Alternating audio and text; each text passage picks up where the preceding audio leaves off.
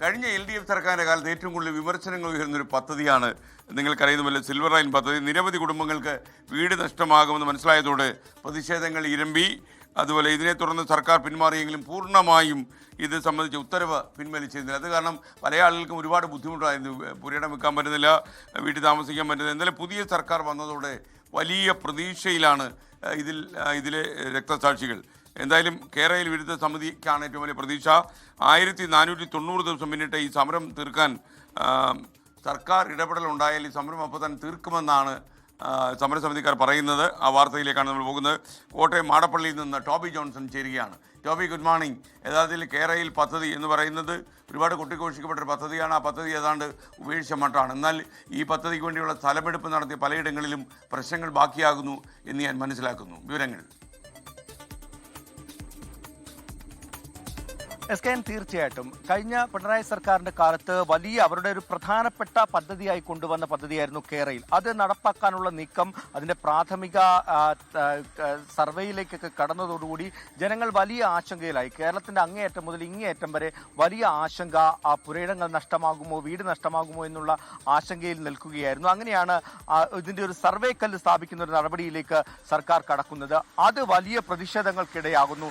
ഈ സർവേ കല്ല് സ്ഥാപിക്കാനുള്ള നീക്കം ആളുകൾ തെരുവിലിറങ്ങി തടയുന്ന കാഴ്ച കാണുന്നു. അത് സംഘർഷത്തിലേക്ക് പോകുന്നു. അങ്ങനെ ആദ്യം സംഘർഷമുണ്ടായ അല്ലെങ്കിൽ ഒരു ചെറുത്തുനിൽപ്പുണ്ടായ സ്ഥലമാണ് ഈ മാടപ്പള്ളി, ചങ്ങനാശ്ശേരി എന്ന് പറയുന്ന പ്രദേശത്തെ മാടപ്പള്ളി എന്ന് പറയുന്ന ഗ്രാമം. അവിടെയാണ് വലിയ ചെറുത്തുനിൽപ്പ്. നമ്മൾ കണ്ടതാണ്.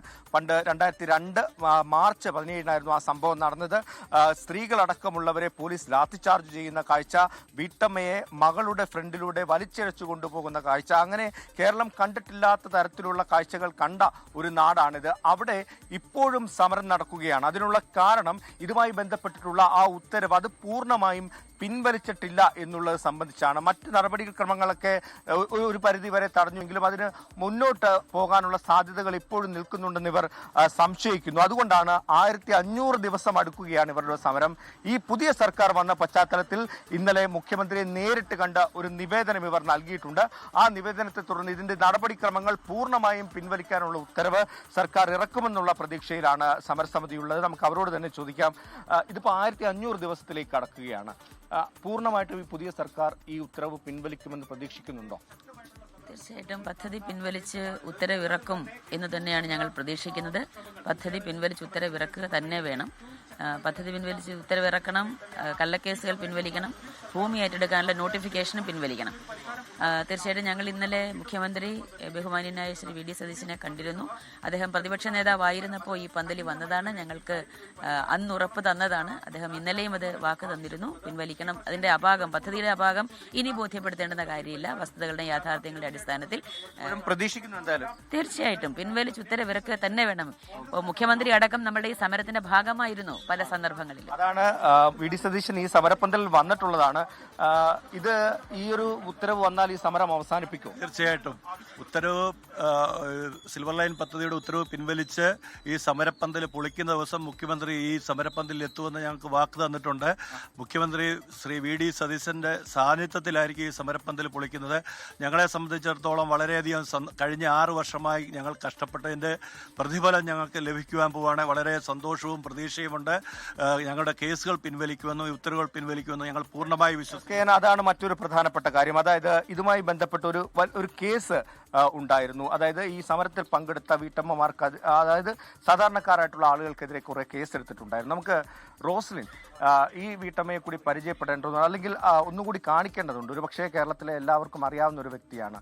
കാരണം അന്ന് നടന്ന ആ ഒരു സംഘർഷത്തിൽ പോലീസ് അതിക്രമം നേരിട്ട വ്യക്തിയാണ്. റോഡിലൂടെ കുട്ടിയുടെ മുന്നിൽ വെച്ച് പോലീസ് വലിച്ചിഴച്ചു കൊണ്ടുപോയ വ്യക്തി.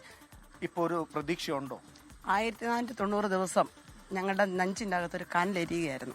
ആ കനലിനൊരു ആശ്വാസം ഞങ്ങൾ ഇന്നലെ പോയി ബഹുമാനപ്പെട്ട മുഖ്യമന്ത്രിയെ കണ്ടപ്പോൾ അത് കിട്ടിയൊരു ആശ്വാസമുണ്ട്. അതാണ് ഇപ്പോൾ ഞങ്ങൾക്കുള്ളത്. ഞങ്ങൾക്ക് വളരെ സന്തോഷമുണ്ട്. കാരണം UDF അധികാരത്തിൽ വന്നാൽ കേരയിൽ പിൻവലിക്കുമെന്ന് ഞങ്ങളോട് സാറ് പറഞ്ഞിരുന്നു. അപ്പോൾ ആശാവർക്കർമാരുടെ കാര്യത്തിൽ സാറ് തീരുമാനമെടുത്തതുപോലെ ഞങ്ങളുടെ വിഷയത്തിന്മേലും സാറ് തീരുമാനം പിൻവലിക്കുമെന്നാണ് ഞങ്ങളോട് പറഞ്ഞത്. സംഭവം വ്യക്തിപരമായും ഒരു അല്പം മാനസികമായി തന്നെയല്ല, ശാരീരികമായും സാമ്പത്തികമായും എന്നെ തകർത്തതാണ്. ജീവിക്കാൻ പോലും സമ്മതിക്കത്തില്ലെന്നും പറഞ്ഞ് CPM ഗുണ്ടകൾ ഞങ്ങൾക്കെതിരായിട്ട് പ്രവർത്തിക്കുകയും ഞങ്ങൾക്കൊരു വസ്തുവിലൊരു കൃഷി ചെയ്യാൻ പോലും അനുവദിക്കാതെ CPM ഗുണ്ടകൾ ഞങ്ങളെ ഒരു തരത്തിലും ഞങ്ങളെ ജീവിക്കാൻ അനുവദിക്കില്ലെന്നുള്ള ആ ഒരു ഉണ്ടായിരുന്നു. പക്ഷേ അതിനൊക്കെ ഒരു വലിയ തിരിച്ചടിയാണ് ഇന്ന് അവർക്ക് ഞങ്ങൾക്ക് കൊടുക്കാൻ പറ്റിയത്. അതാണ് SKN പുതിയ സർക്കാർ വന്ന സാഹചര്യത്തിൽ ഇവിടെ വന്ന ഒരു രാഷ്ട്രീയ നേതാവ് എന്ന നിലയിൽ മുഖ്യമന്ത്രി തന്നെ ഇതിനൊരു അനുകൂലമായിട്ടുള്ള നിലപാട് സ്വീകരിക്കുമെന്നാണ് ഈ സമരസമിതി പ്രതീക്ഷിക്കുന്നത്. 1500 ദിവസം, അതായത് 1490 ദിവസം പിന്നിടുകയാണ് ഇവരുടെ സമരം. അത് 500 ദിവസം എത്തുന്നതിന് മുൻപ് തന്നെ ഈ ഉത്തരവ് ഇറങ്ങുമെന്നാണ് ഇവർ പ്രതീക്ഷിക്കുന്നത്. SKN